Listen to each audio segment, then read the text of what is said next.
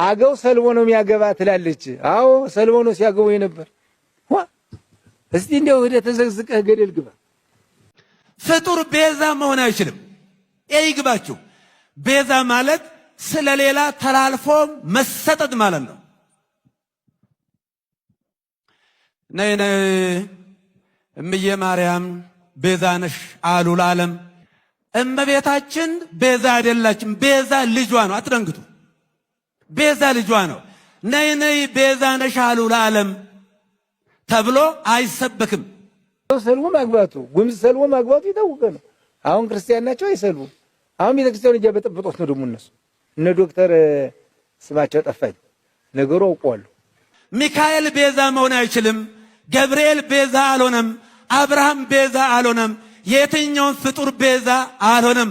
ለዘላለሙ ልጇ ነው ቤዛ።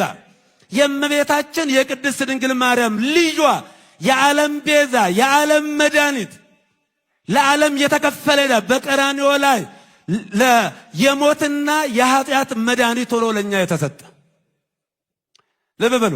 ስለዚህ የዘላለም ቤዛነትን አግኝቶ አንድ ጊዜ ፈጽሞ ነው የሚለው። ስንት ጊዜ ይላል?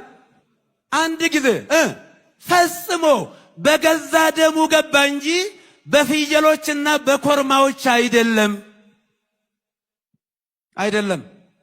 አንድ ጊዜ ፈጽሞ በዛሬው ዕለት በዕለተ ዓርብ የከፈለው ቤዛነት ለዘላለሙ ሲያድንና ሲምር ይኖራል። አሁን በእኛ ቤትም ሆነ በሌላ ቦታ እንደ ትልቅ መከራከሪያ ሆኖ ብዙ ጊዜ ጭቅጭቅ የሚደረግበት ሮሜ የፈረደበት ሮሜ 8:34 ምን የሚያከራክር ነገር አለው? መጽሐፍ ቅዱስ የሚያከራክር ነገር የለም እኮ። አባ እስራኤሎም እስመ በዘያምሩ ይገብሩ፣ አባቶይ የሚያደርጉትን አያውቁምና ይቅር በላቸው። ሉቃስ 23 ቁጥር 34 ላይ ይሄ የተናገረው ይቅርታና የምልጃ ቃል ለዘላለሙ ሲያድን። እነዚህ አገዎች ምንድነው ያሉ?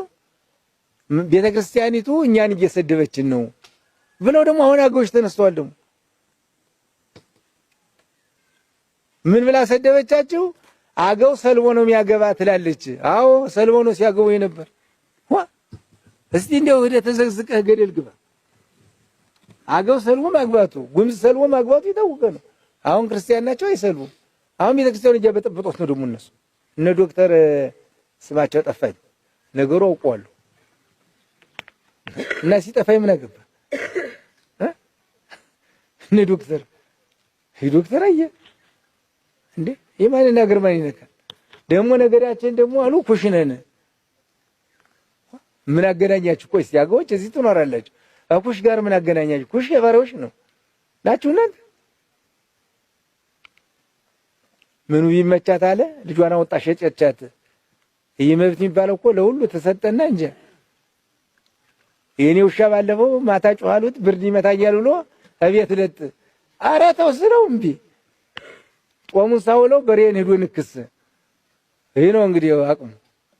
አሁንም እናንተም ደግሞ የሚገርመኝ ነገር እኮ ነው። ቤተክርስቲያኒቱ ሰልማናለች። ቅዳሴ የምንቀድስ ባገውኛ ነው። እንዴት ብለህ ትቀድስ? ምን ብለህ ትቀድሰው ማለት ነው? ግዕዝ ከሌለ ምንም ለምን ትቀድሰው? እንደ አርማይ ብለህ ትቀድሰው ነው ነው ጭምቆሰው ልተው እነ ፊደላችሁ እንኳን አይያዝ እና አንዳንድ ጊዜ ዝም ባለ ወዲያና ወዲህ